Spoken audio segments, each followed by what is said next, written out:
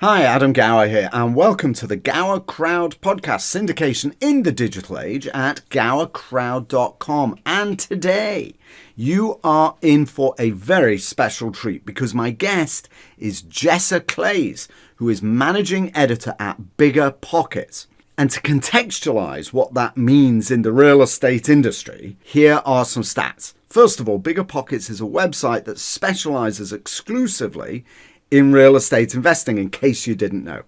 They have over 1 million members and they reach over 70 million people with their content. Just think about the scale of that. Now, Jessa is the name on almost all the emails that I get from Bigger Pockets. And I've been an avid collector of those emails because I've found that the subject lines that she writes are the best in the real estate industry. There's no other word for it.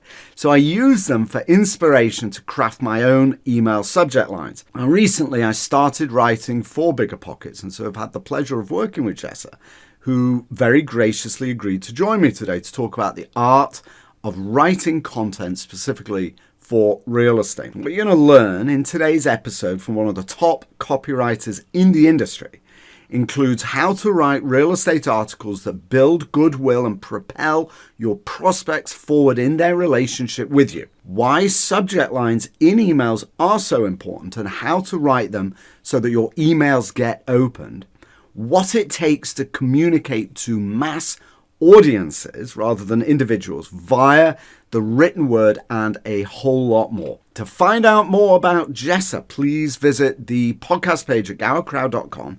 And while you're there, be sure to look at both of my new books. If you are a real estate entrepreneur, sponsor, or developer wanting to raise money for your deals, then my book, Syndicate, will show you how to find more investors and raise more money online. It's very detailed and it comes with some free training. So check that out, Syndicate.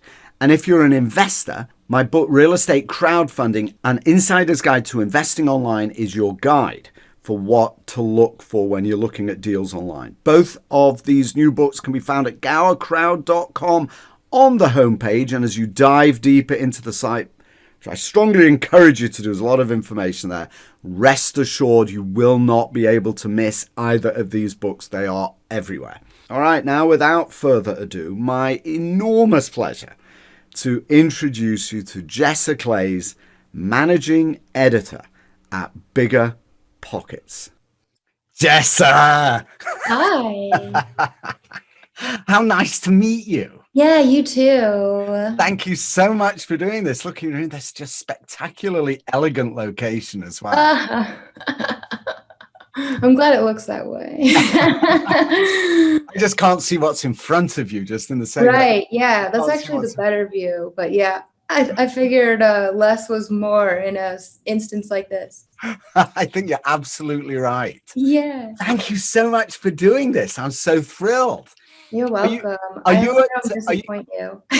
I cannot imagine that is even remotely possible. Don't worry. I always tell people that I write for a reason, and it's because I'm not a public speaker. This isn't public. This is okay, yeah. I'll have to keep that in mind. You write for a living, so that's a good thing to know about, because I did want to kind of cover what we should chat about, because like I said, it is incredibly important to me that you are completely comfortable and that we're talking about stuff that you just love talking about. Yeah, no matter what, I will not be comfortable.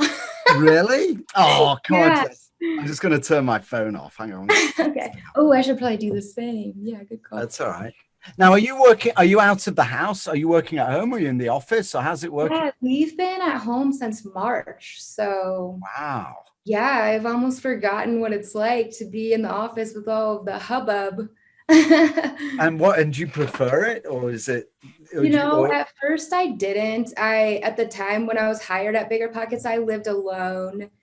So I really liked, and I'm getting a little bit older. I don't go out on weeknights and stuff. So right. I really liked interacting with human beings. I would talk to my dog, but she never talks back. So that gets really boring. Right. So I like to go into the office. Plus Bigger Pockets just does such a great job of hiring the coolest people. So, I just liked a lot of the people that I was around, but at the same time, as a writer and an editor, that's a very detail oriented profession. It is, isn't it? Yeah. And in college and stuff, I was never one to like go to the library because I would get nothing done. I just, would have the attention span of a gnat. So to write papers and stuff like that, I would, seriously go in my bedroom, zero noise, talk to no one. Well, exactly.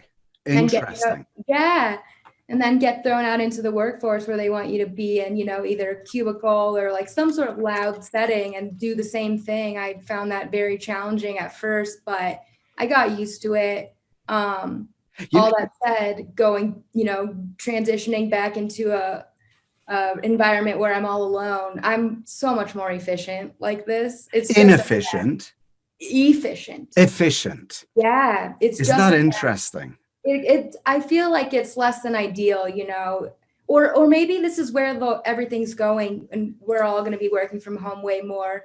Kind of seems like that, especially in tech. Right. So maybe that will be my future, but the old school way of going to the office, having this affliction or whatever you want to call it. Yeah, exactly. This dreaded pox, right? That we're all dealing it wasn't serving me well, the whole easily distracted part of my personality. Well, it's funny you should say that because I actually, and we'll just chit chat just for a couple of minutes if you don't mind. No. Just, whatever. But I started working in an incubator years ago. This is how, so obviously you can tell I'm several hundred years old. And I basically had a complete career shift about 6 years ago. I'm so happy that I did. Awesome. I've been in real estate since 1982, believe it or not. And I migrated into digital marketing and content marketing. I cannot wait to talk to you. There's so many things I want to talk to you about. I'm so happy that you're a writer because I'm discovering a new side of English language that I've never, I'm serious. I really am. I mean, I've been reading books like crazy. Jessa, Discovery. I don't know if you've heard of these folks. Don't you? We don't talk about it now, but have you ever come across this? No. Oh my goodness. This is just the coolest stuff. I'll share some of this with you. Any of these, like Claude Hopkins. Have you ever heard of him? No. Oh, good. I'm going to have to send you some of these afterwards there. Or even Robert Collier. These are copywriters. Mm-hmm. They're all copywriters. Robert Collier and now, of course, I'm totally off topic, but Robert Collier, well, I was supposed to go, you can see I'm just like a bloody rabbit warren. You never know where I'm going to go. So I just discovered copywriting as a thing. Mm-hmm. And so I've been reading all these books and stuff that I want to talk to you about today. This was written in 1931. He's talking about campaigns and copywriting that they ran in 1904. And Jessa, it's the same. Yeah, that's wild. It is just mind-blowing. And what you end up hearing, or what I hear when I listen to the gurus, those so-called gurus that are out there, they're all just in an echo chamber, discussing what they've heard somebody else in that chamber discuss. And when you dive down a little bit and you get to the first people that really perfected this as a science, like Claude Hopkins, he even writes, it's like a classic book called Scientific Advertising. I think he wrote it in 1923. You realize, it's so wonderful. We're in this pure world of communication that's so satisfying. Yeah.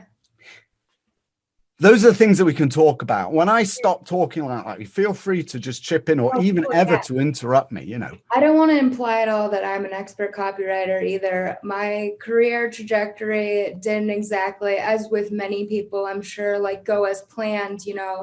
I went to journalism school twice, essentially, bachelor's and master's. As a person who just grew up being obsessed with magazines, I'm not really sure how it started. I have a theory. I think it might have been the first thing I got in the mail. And I was like, it made me feel special and like an adult and stuff. Maybe that is it, but that's just a theory. But I always thought that I would grow up and, work for magazines. And I did for several years. But I was working for a big publishing company. We had like 11 small magazines no one's ever heard of. And eventually that went under, as many magazines have in the last, several decades. And then I transitioned into graphic design for several years. And then I was doing like the layout for magazines and stuff like that. And after that, I got hired as my first like managing editor of a website role that was for a 401k publication. Oh, that's right. Yeah. And I did that for a year. And a scintillating topic. Oh my gosh. It was actually quite depressing to just read stats about that and just retirement in America and how. So now, how were you able to create interest in the topic? I mean, right? What did you do to draw out of it something that was interesting? So basically how my role functioned at that company was every day I would go in the morning and I would dive into the news wires, and strangely enough, or I guess not so strangely enough, there was always press releases being released about new stats about how much people have saved in general, how much people have saved for retirement, things of that nature. That's mostly what we were covering on that site. That's why I say that it was quite depressing, because the outlook for retirees in America is overwhelmingly bleak.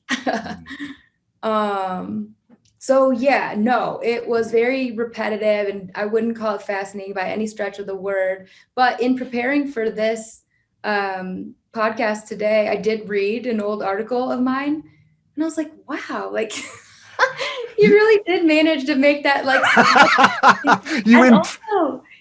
also sound like I knew what I was talking about when I certainly didn't. That's so cool. You the power of the internet, You impressed yourself. My 2 years later self, I did. But I mean, I feel like I remember saying something of this nature in my interview for Bigger Pockets. As complicated as any topic can be, if you want to learn about it, now we have this incredible tool available literally at our fingertips where you can learn about anything in 1 second. So isn't that just incredible? It is. It's really equalized, like leveled the playing field of knowledge in many ways. Obviously, you can become an expert by dedicating however many hours to a certain thing or doing a deep dive into whatever. But if you want superficial knowledge of anything, it's truly available. Well, it's interesting you say superficial knowledge, because you can dive pretty deep and fast into something. Sure. That's very true. Right. Absolutely brand new. Yes. But the art of communication absolutely is the ability to communicate yes. in a way that is easy to understand, because if you're an expert in a subject, it's very easy to assume that everybody knows everything. And these terms of jargon become so normalized for you that you forget that people don't understand, don't you? Absolutely. All the abbreviations, the acronyms, the jargon. I mean, no one's been exposed to more of that than me in the last 3 years of my career, diving into fields that I knew nothing about. And I mean, it's amazing what, 365 days later at a place can just change all of that. But I don't know. You're spot on with the having the knowledge and the difference between having and being able to convey it, whether one might err on the side of like communicating too technically, which is I've encountered so much, particularly in the 401k realm, but definitely in real estate too. And then, it can be boring if not presented in a, non-boring way. And then just like clarity is really an art, and it's not a skill that I find a lot of people possess. Interesting. So let me ask you then, and let's just kind of roll with it if you don't mind. Normally I would say, hello, Jessa, welcome to the podcast. But we're kind of in it already. So let's just keep going with it. What do you suppose are the skills that a good writer has? Is it something that can be learned? And this is a bit of a leading question because actually I think it is. Yeah. And I'll tell you why just briefly is because I am learning to speak English again. So it sounds a bit wacky. I can explain that to you later, but tell me something about your view of what it is that makes for a good writer. Okay. I mean, if I want to think about it very broadly, I think that people who read and write well, if you ask them if they grew up as an avid reader, they will always say yes. It's just something that you absorb at a young age, I believe, being a master of language or not. I think that's one thing. And then in terms of whether you can learn to be a great writer, sure. I think you can learn to be a great anything, depending on how much practice you have, depending on how much you're focused on it, determined, etc. But there is something underlying there that I haven't been able to necessarily pinpoint aside from what I just said about the avid reader thing. Some people are great writers and some people aren't. And sadly, few people are great writers. And I fear for the future with all of this abbreviated communication, a text here, a text there, and misspellings all along the way, complete disregard for grammar all over the internet, and, texts, emails, etc., tweets. If that's what you're reading, if that's what you're learning from a young age, I don't know where that's going, but I don't foresee it being a good place in terms of a solid grasp of the English language and grammar and spelling and so forth. That's an extremely interesting perspective. It's actually a third layer that I had not thought of. And I'll tell you what I mean by that. So the way that I was educated, and, being English, I have this incredibly snobby sense of having had an excellent education compared to anybody else, right? But I had a classical English education where in English, we were taught to pull out a thesaurus in order to find ever more complicated, obscure words that were more descriptive in and of themselves, right? To write increasingly complicated. And my sense is that the reason we were educated that way, it sounds a bit daft to say that, but we're talking about a different era today. I think it sounds heavenly. Heavenly? I do. I think it sounds totally awesome. Well, it was, and I really enjoyed it. And, I love reading that kind of depth of English language. But, and I'm being a bit cynical now, and then I'll explain why I'm coming at it from this perspective. It's my sense was that one of the reasons was that my school, in England, they were called public schools, but they were actually private, of course, to completely confuse everybody. But anyway, public-private school. And the idea was that the better and more eloquent we were in our writing, the better we could demonstrate what a great education we'd had at that school, right? So they wanted us to be increasingly. However, we were not taught the language of sales. And ultimately, everything that we do, somebody wrote to me, I have all these funnels going everywhere. I build funnels for clients and etc. Somebody wrote to me recently and said, yes, but I'm just in one of your funnels, right? It's like she wanted immediate direct communication from me, which is fine. And it occurred to me, Jessa, that everything we see in the world, when we read a tweet that has a link on it or something on LinkedIn or anything anywhere, you're in a funnel. Mm-hmm. You're being transported through a journey by that author in one way or another. Yeah. And so what we really need today is the language of sales. And that is not it requires a high level of education, but it's a different kind of English. And that's the English that I'm beginning to learn myself. And they call it third grade English. And we'll talk about amazing tool that you turned me on to. I'm now addicted to, by the way, the subject line tool. But talk to me about that aspect, because right, the aspect of sales and teaching when you write. Certainly, the power of persuasion is important in every facet of life. That's huge. I fully agree with you. Like the style of language when you're writing to 600,000 people. Oh, okay. Like what? How is that?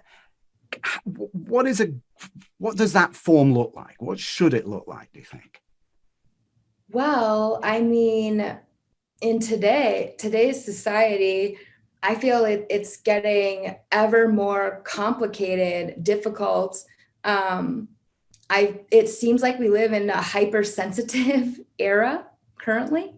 So that is something that has to be considered at all times, particularly if you're not just a human tweeting on your own Twitter, if you are communicating with a bajillion people. What is unfortunate about that is you're not looking at those people. You can't in real time gauge their responses. You can't clarify what you meant in real time, etc. So it's like you just have to carefully choose your words. You have to have the best intent.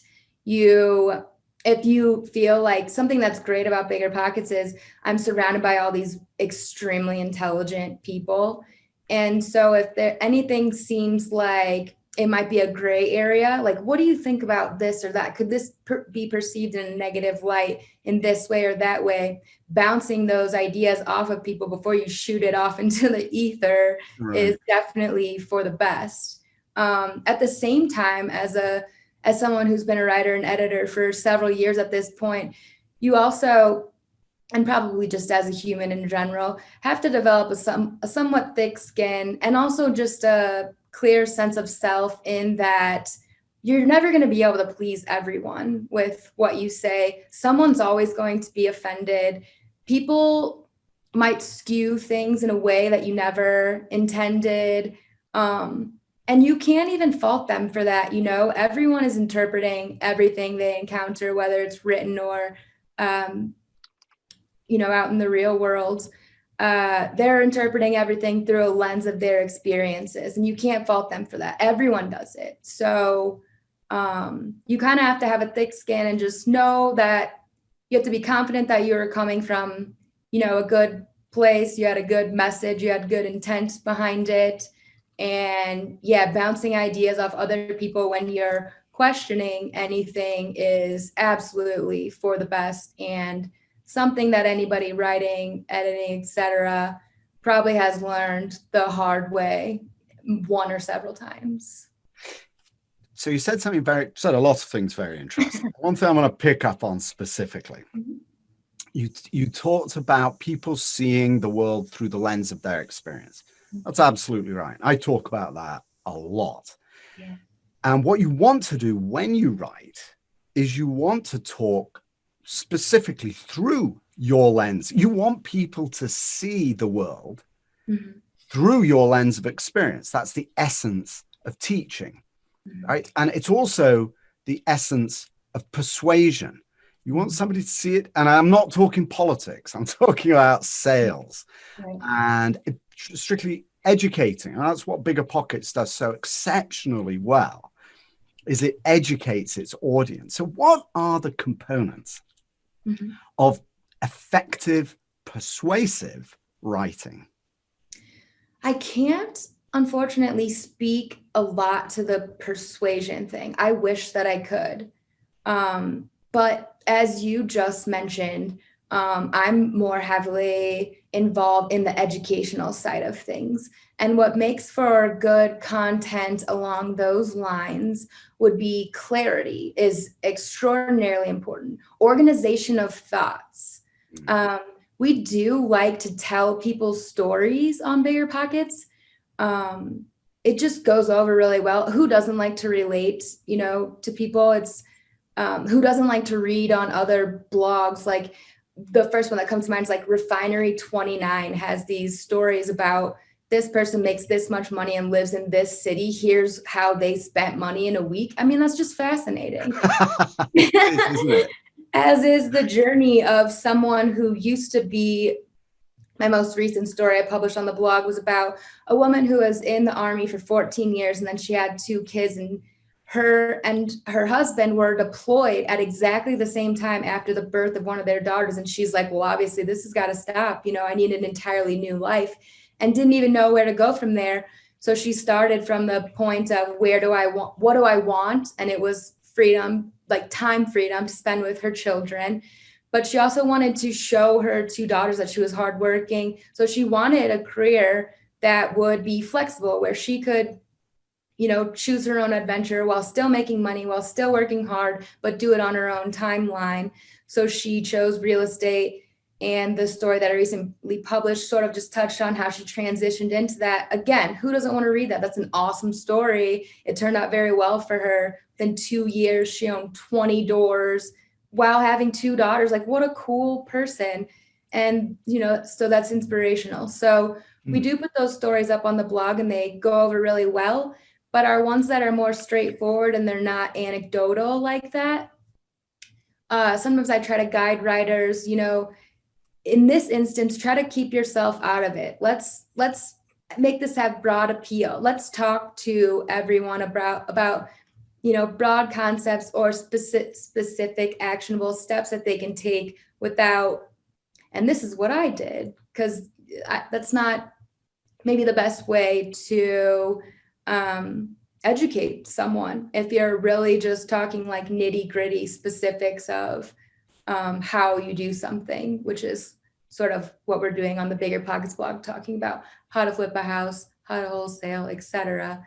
So organization of thoughts is extremely important. Clarity is really important. Knowing the style and tone of your piece. Are you telling a story, or are you just providing information?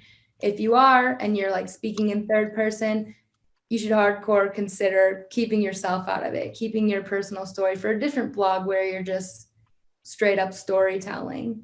And now let me ask you, are these Bigger Pockets kind of protocols, or not rules is the wrong word, or are these just based on your experience, Jessa, the way good educational writing is structured? Is it, you get the distinction I'm making?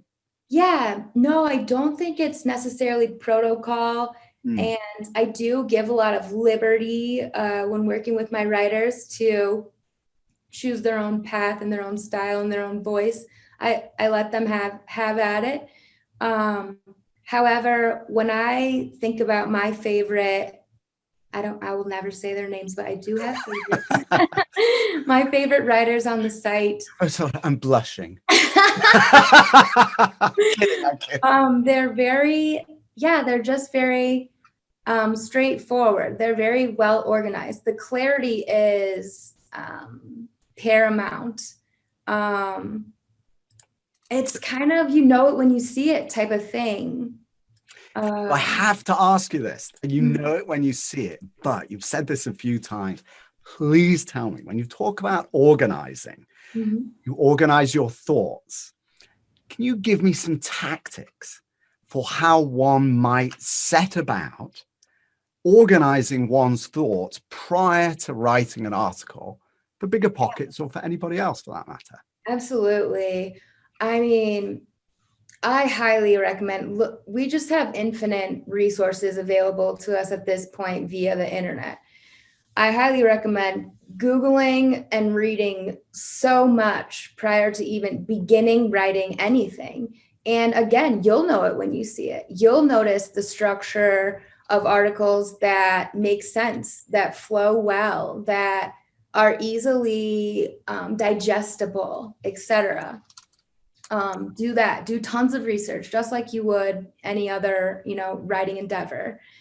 The next thing I would do is I would create an outline. And again, to inform your outline, look at other writers that have done really well, and don't copy them directly, but I mean...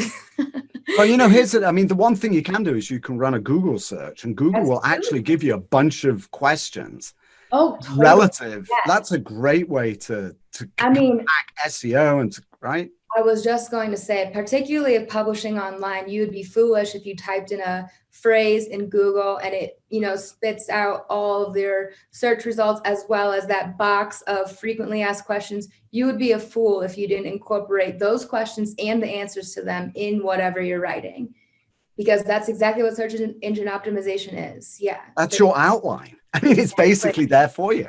Totally. I fully agree with that. Yes. And what about, do you write actually? Or you just edit these days? I have written in the past at Bigger Pockets. I think I've written 2 or 3 articles that were about big name stuff like Zillow trends or something of that sort. Lately, I've been publishing these brief news roundups because I'm really pushing in the coming months and years that we publish newsworthy real estate topics more, because I feel like that has broad appeal to investors of every level, as opposed to just educating people who have just entered the real estate investing realm and really need that 101 education.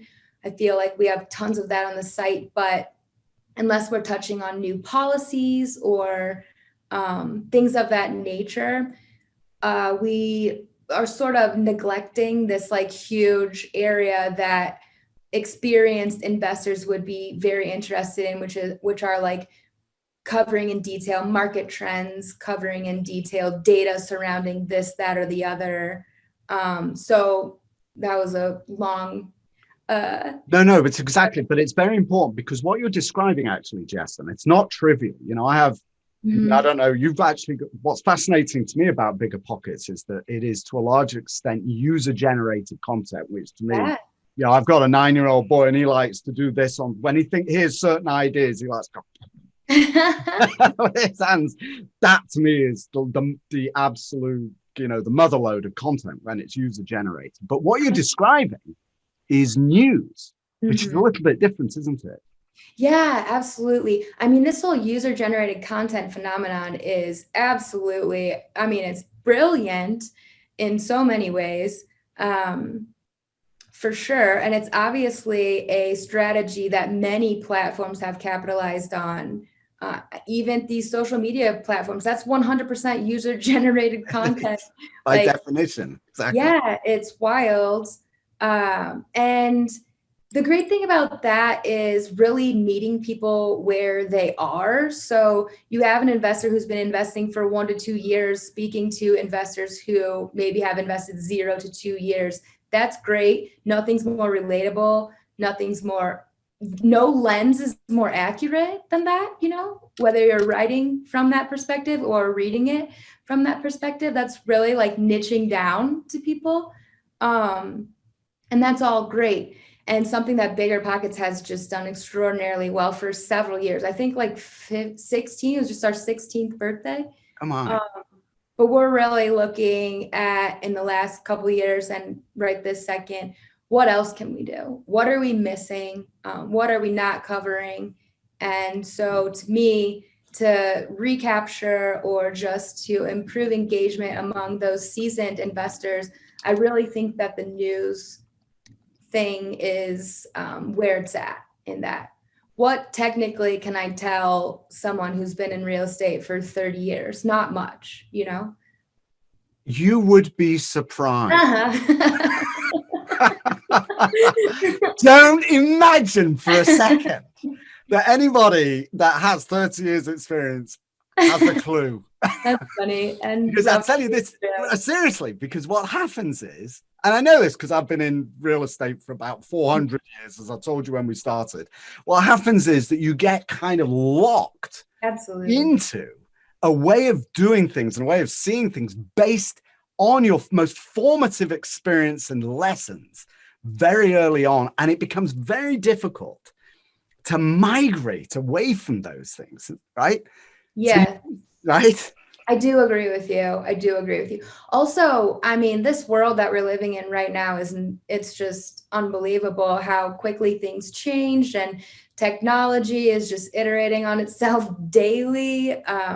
So in terms of things like that, yes, I totally understand. And then also what you said, I do understand how someone could be so hyper focused on something or doing things a certain way that seemed to be working well enough for so long, they might be hesitant to try something new unless they were presented with a new idea that they never even, thought about before. And even then, it's really difficult to move. My business is crowdfunding. It's brand new, and most of the process is just explaining to people, it's the same actually as you've been doing. It's just online, which makes it 1,000 times more effective. And it sounds so crazy and so implausible that it requires a lot of education, right? It's most of my life is educating people of my age, actually, what the heck this is, why they should take it up. But let's kind of pivot away from the strategic stuff for Bigger Pockets, which I'm actually fascinated. I'd love to talk to you more about that. What I'm really interested in is the art of language, if you don't mind, and the way of writing.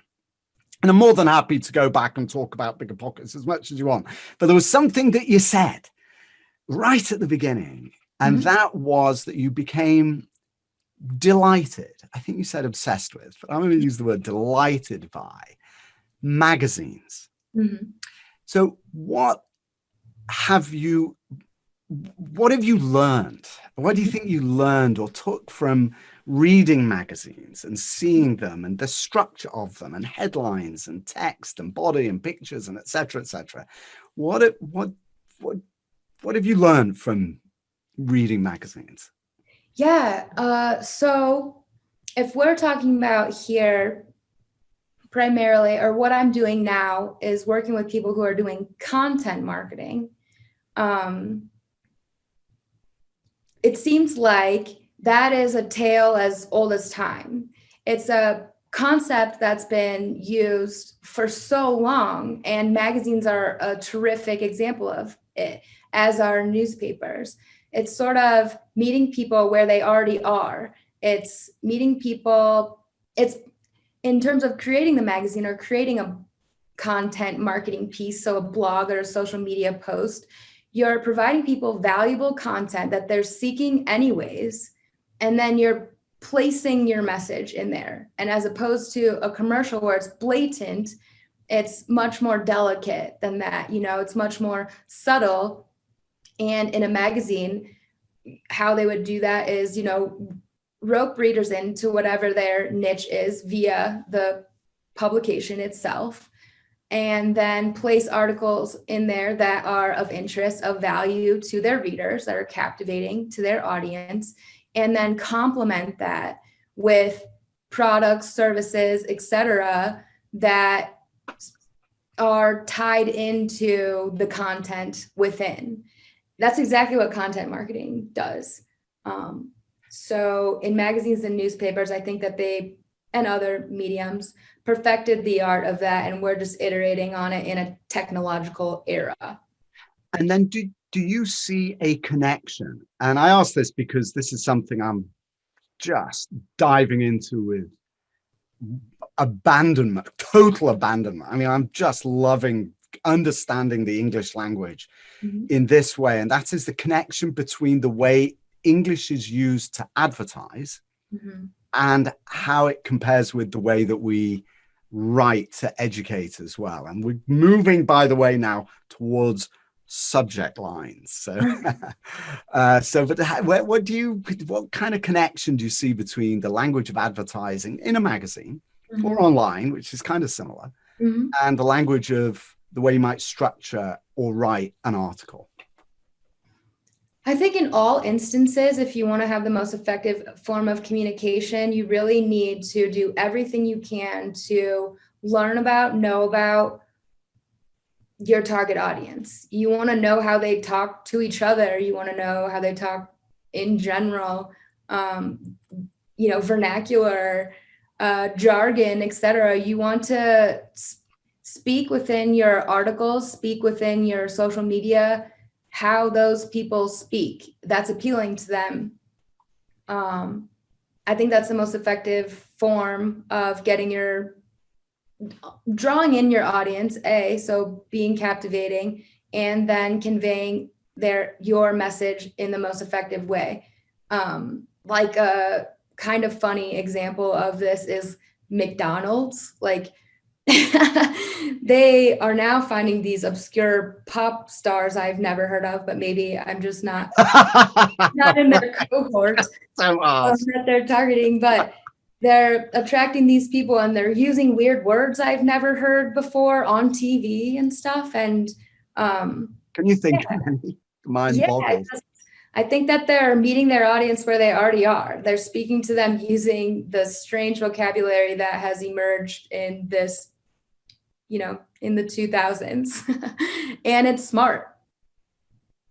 I've been watching obscure documentaries on some of the great advertising agencies. These are really tough to find. They're nowhere to be found. I found them on my phone. Unfortunately, I can mirror to my TV so I can watch them from my phone. Cool.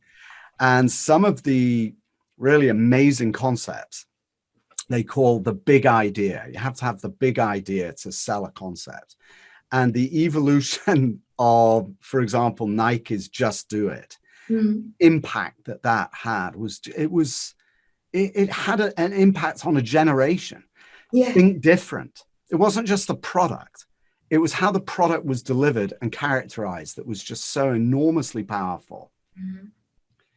Yeah, I think that the more that you can get to know your audience and use that to your favor, the better off you're going to be. The more relatable you can be, that's powerful.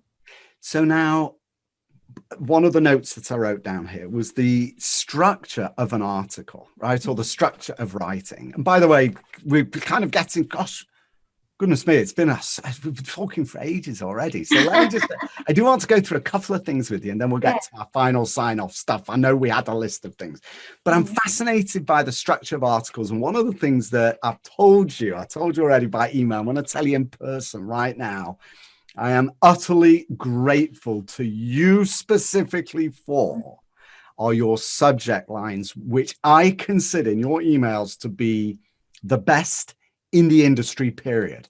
I am, seriously, I'm not like over exaggerating. I am signed up to just about every single newsletter in the real estate industry you can possibly imagine, and in social media. And they all go into a folder in my Outlook. And whenever I'm looking for a subject line, I put all yours in one place, right? So I look and I just scan through to go, that one looks good. I'm going to adapt that one. That's how I do it. So tell me, not only how do you do that, because I know you have a secret, don't you? I'm dying for you to tell everybody your secret. But tell me also the importance of the subject line and why it's important. Yeah. So I feel, as with anything, practice makes perfect. And like I've been preaching, there's a lot to say for experience and just observing and listening to your readers and noticing what resonates with them. And then your job is to give them more of that. And what's awesome about the internet, on top of that, there are certainly so many mechanisms out there people can use if they, do email marketing, do newsletters, etc., to up their odds of delivering what their audience wants. I've discussed with you before, I use a subject line grader to craft high performing subject lines. And, the subject line, it's one of the most important parts of getting your email open. Step one, it needs to be opened. It needs to be noticed. And then that leads to being read. And then what all your, upper management wants to see is the clicks. And without being open, it's never going to be clicked on. So that's your first barrier to entry. And so you really have to crush it. So things like the subject line grader are awesome. They're free online. There's a bunch of them available. The one I use is called Send Check It, but there are a ton. I also preliminarily test 2 subject lines against one another with every email that I send. So I send 2 subject lines with identical emails, enclosed. out to a small segment of our subscriber base. And then I wait 4 hours, and the winner is determined by clicks. And at that point in time, the final version of the newsletter is deployed to the bulk of our subscriber list with the winning subject line in place. What's awesome is, thank you, technology, so much for everything, but this is all automated, so it's not a ton of work for me. My sends, we use Iterable, but I use MailChimp prior, has the same functionality as I'm sure tons of other email service providers have.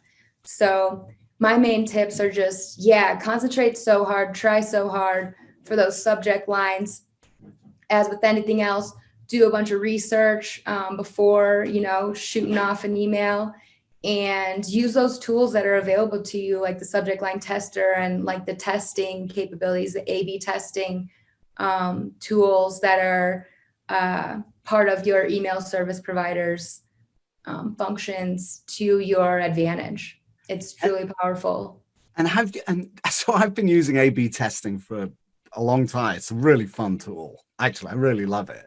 Yeah. And I kind of have bets with myself about which one's going to win. It's like, and then I go back to see which one it is. But do you learn anything about how you write as well? Do you structure over time subject lines to have different components, and over time have learned what works well in a subject line? And if so, what have you seen works well? Absolutely. Like I said, the experience thing, you can integrate the science components of doing this, but it truly is an art at the same time. And the more, I shoot off these emails and see what happens, the more I can take away from each send. So things that are really important now is to keep in mind the different types of technology that people are using to consume, emails and blogs and et cetera. Tons of people, the vast majority, like you'd be very surprised, 3/4 or higher are looking at these on mobile devices, be it a phone, which is 90% of people, or a tablet, 10% of people. And the fact of the matter is, I'm sitting here on a computer all day crafting what I think looks beautiful, and then I look at it on a phone and I'm horrified. So that's something that everyone really needs to keep in mind if you're working in this realm at this point. So in terms of subject lines specifically, you really got to put those hard-hitting terms, whatever they may be in your industry, up front. They've got to be within the first, 2 to 3 words of whatever you're saying, because that might cut off on someone's phone. And then the rest of it, while it might be totally awesome if they read the whole sentence, it might be a moot point if they never got to see that in the first place. So that's really important. I've read a lot that everyone is somewhat, if not very much, self-absorbed. So if you speak to people personally, if you personalize as much as you possibly can, whether that's including their name in the subject line or just saying your or you or whatever, that's powerful. It makes a difference.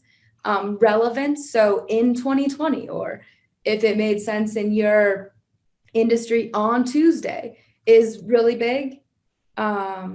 Things of that nature. Brevity is important, again, for the same reason. How many characters can people actually see in their, inbox without clicking into something, and on their phone without scrolling or opening all the way? Brevity is paramount. I am really enjoying talking to you, and I'm so sorry that I've just had to sit here and chat with you for hours and hours and hours, seriously. But we're going to have to wrap up a little bit, and I've got so many questions that I've listed out here. But I want to ask you a personal one, if you don't mind, and then we'll go to my wrap-up questions. Okay. What kind of writing do you personally enjoy the most when you write? What do you enjoy? Gives you the greatest satisfaction? Type of writing? Yeah, I don't know if this is the answer that you're looking for, but I'm obsessed with comedy. So I just like to write anything that will make someone laugh or smile, which I don't get to do a lot at my job, but it's certainly almost exclusively what I use my social media for, which now that I, work in tech and am glued to all these devices so much, I definitely neglect writing and social media for sure. But back in the day when I dedicated a lot of time or thought to writing things, I pretty much only cared about writing something that someone would laugh at. Oh, that is absolutely wonderful. Now, is that when you talk about, are you talking about this actually comedy is probably the hardest thing to write well? Yeah. Right? Yeah. It's kind of like telling a joke on a Zoom call and you can't hear if anyone laughs at you. That's kind of what writing comedy is, and then firing it off and just hoping that someone gets what you're saying and thinks it's funny. And then there's a difference between comedy and wit as well, Yeah, isn't there? very true. Yeah. And with social media, Yeah. when you talk about comedy, you talk about writing lengthy pieces that are funny, or just witty responses?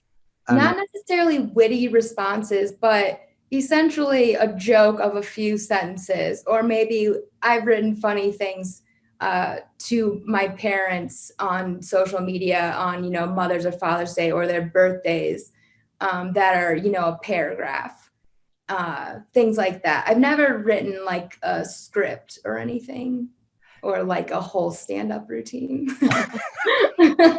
I'm sure you'd be really good at stand-up. I would love it. I could never deliver it, but I would love to write it. Well, you should try that. I'll tell you something.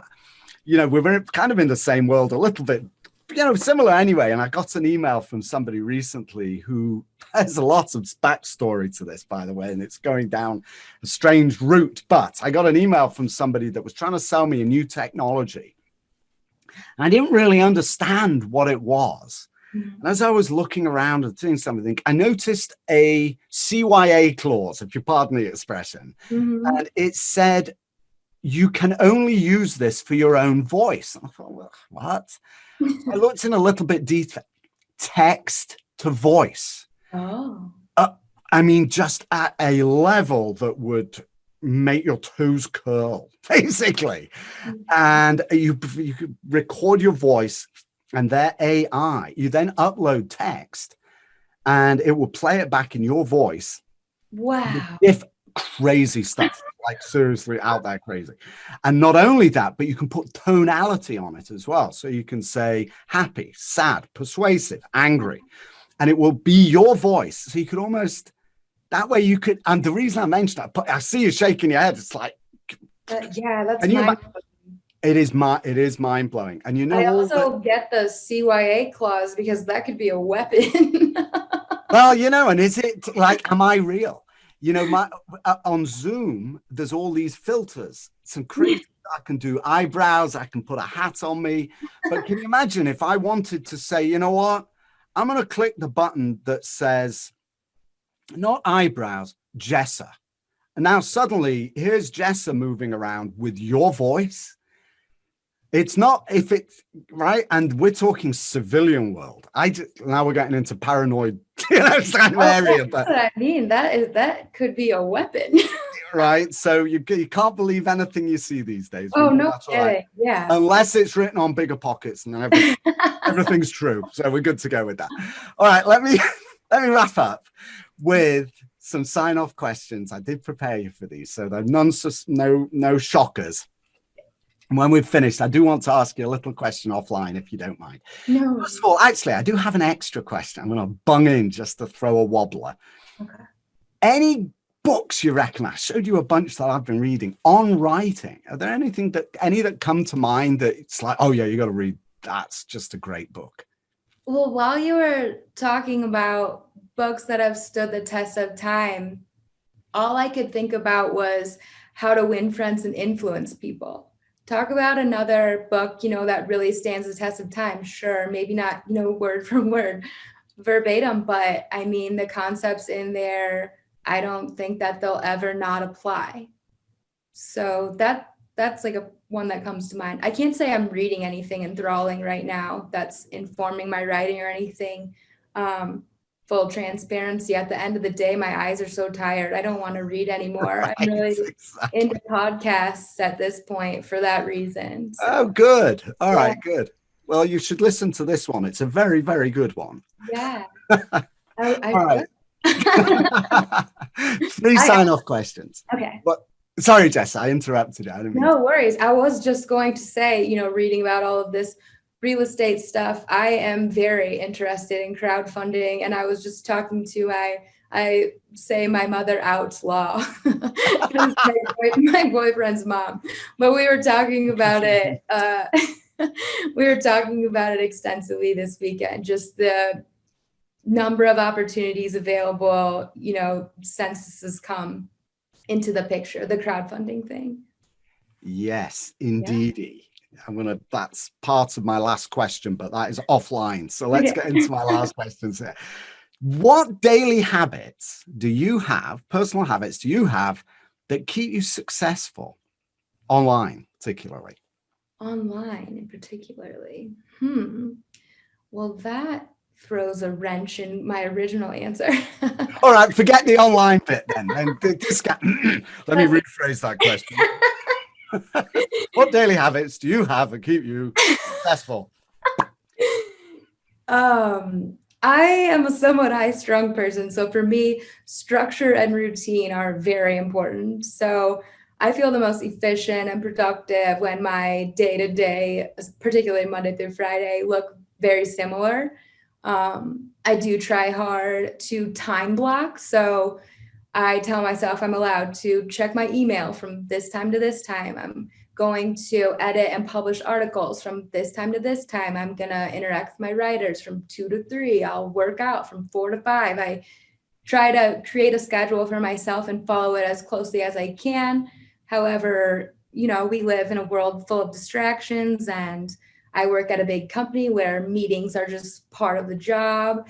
So things can't be rigid. I have to be flexible, but I do start each day with a time blocking, calendar oriented mindset for sure. Yeah, that's that's one of the toughest things for me. I know I need to do that better. But it's very important. Second question, what's been the hardest lesson? Now, I can't remember. I'm pretty sure I said online when I did send this one. In case I didn't, disregard that bit. Hardest lesson you've learned online or in business or otherwise, work related. I touched on it a bit earlier, but as a writer and editor, the lesson that for sure comes to mind is just shooting media out into the universe. In general, you truly are communicating with so many people, and you're not looking at them in the face, and you can't observe their reaction, and you can't clarify what you meant. So you really just have to think hard about what you're saying. Think hard about the words that you're using. Think about things from other perspectives to the best of your ability. And then just know that it's kind of just par for the course. You have to accept that some things are going to be interpreted in a way that you didn't mean, and negatively at times. That's unfortunate, but it's going to happen. You have to have somewhat of a thick skin, and you have to also definitely learn from your experiences, apply lessons learned going forward. And like I said, with the lens thing, just recognize that everyone's interpreting things, reading things, digesting things through their own experiences and their own lens. And you can't control that. You can just do your best by having good intent, trying your hardest, doing as much as you can to cover all your bases and to think about how things might be misinterpreted, and then just learn as you go. And I've had some hard lessons throughout my career, particularly early on. And early on, it was a lot more difficult to get over someone saying something mean to me via email or via comment. But at this point, I just know that what they're saying might be a frustration that maybe it doesn't even have anything to do with me. And when there are takeaways there, I really try to remember them and take them to heart and just do better going forward. Beautiful. This is a very tough lesson that you're describing. And you're not the first person on my podcast to talk about it. Other people have used the word trolls, right? Just Yeah, totally. trolls, get away. But this is how I deal with it. Anytime, and I write emails for my clients as well, and I monitor the incoming in certain circumstances. Sometimes you get FU emails. What can you say? I mean, it sometimes happens. But you know what I've come to realize is that if that happens, it means that I hit a nerve. Mm-hmm. And that means that on the flip side of that person is somebody who adores what I wrote. And seriously, that by definition, that's the normal curve, right? It's basic math, the normal curve or the bell curve, whatever you call it. That's a great way to look at it. And so you only ever write and talk to that other person. Mm-hmm. That's the person you address. It's your avatar. That's the ideal person. That's the only person. The others, they'll never listen to you anyway. Last question. Back to bigger pockets briefly. Advice to someone out there aspiring and or perspiring to write for bigger pockets. What would be the advice you would give them when it comes to figuring out how to communicate with an enormous audience? Okay, advice for how to communicate with an enormous audience.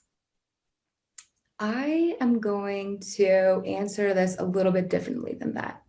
I think that usually people are coming to me to write on bigger pockets because they want to establish themselves as an expert in the space for one reason or the other. Their business, their service, etc. I went to a conference a couple years ago, and the presenter that day, I will just never forget something that she said. Her name was Rebecca Auerhand. She was the CMO of 401k marketing, just to give credit where credit's due. But she said, if the internet says you're an expert, you're an expert. And how true is that today? I mean, it's just a fact. When you want to know something about anything, you're going to turn to the always available, always reliable, know-it-all friend, Google. So if you want to be perceived as an expert in that space, in whatever space yours is, your objective should be to establish yourself online as an expert in that space. And a great way to do that is through, as I was speaking about earlier, content marketing, which is just, social media posts, blog posts, podcast episodes, videos, etc., presenting your knowledge, the value that you can provide in whatever arena that is. So on bigger pockets, it's real estate investors. You need to put yourself out there on platforms like that. And I mean, bonus points for going to an in-place platform like bigger pockets, where you're already reaching your target audience by just being in the right place at the right time. Not all industries have the luxury of that. And then when doing so, I mean, my biggest advice would be just to provide value to your audience. Sales pitches aren't as effective as proving that you know what you're talking about and then letting that person come to you with their questions or their problems and you solving it. And then once you just keep, doing that, be super patient. Building an audience takes time. Building your online reputation takes time. You just have to keep at it. You have to be diligent. You have to know that you're not going to overnight become, on our site, the celebrity's Brandon Turner. Brandon's been doing what he's been doing, which is pushing out all of his valuable advice through various mediums for years and years. And I'm not telling you that it'll take 10 years, but I am telling you it might take 1 to 2 years. So be patient and also be observant. Do tons of research. There's so much available at your fingertips through Google, through searching on whatever website's relevant to your industry. Do deep dives and figure out what questions your audience has and what problems they have, and figure out how to solve them. and then communicate how you can solve them to them. Also, there are just so many tools to use now to track what you're doing and determine what's working and what's not. So hyper focus on what's working and let go of what's not. Even if you thought it was a great idea, maybe someday it will be and you can revisit it. But if it's not, you're wasting your time, and you should be able to tell that via all of these data analysis tools that are available online. And then I touched on this earlier too, and it's a huge cliche, but you don't need to reinvent the wheel. Chances are whatever your idea is, whatever your business is, whatever is, someone's probably already doing it. So dive in, figure out what they're doing that seems to be working, and do it too. Do it better. What are they dedicating resources to that you're neglecting? Find holes in what you're doing via observing what other people are doing. It can be so incredibly informative. So yeah. Jessa Claeys. Is that how you pronounce your last name? Yep. Mm-hmm. Jessa Claeys. You are the voice in my inbox of Bigger Pockets. Now you are the face to me of Bigger Pockets. It is an enormous pleasure. Thank you so much for having joined me today. Absolutely. Thank you for having me. All right, that was Jessa Claeys, managing editor at Bigger Pockets, and what a fascinating conversation. I love copywriting. I've rediscovered the English language and how to write copy that gets read and that sells, right? As crass as that may seem, it is something that I really have come to enjoy doing. Jessa is a master at communicating about real estate, so I do hope you found that conversation of interest. Thank you so much for listening. Oh, and by the way, don't forget, go to GowerCrowd.com to learn more about my latest book, Syndicate, that will show you how to find more investors and raise more money online if you are a developer. And if you're an investor, be sure to check out Real Estate Crowdfunding, an insider's guide to investing online. It's your guide for what to look for in any deals that you find online. Both can be found at GowerCrowd.com on the homepage and on all the interior pages as well. So go ahead, check that out. That's it. Thank you so much for listening. And Jessa Claeys at Bigger Pockets, what an enormous pleasure meeting you and talking to you. I really enjoyed it, and I'm looking forward to working with you more in the future. Thanks so very much.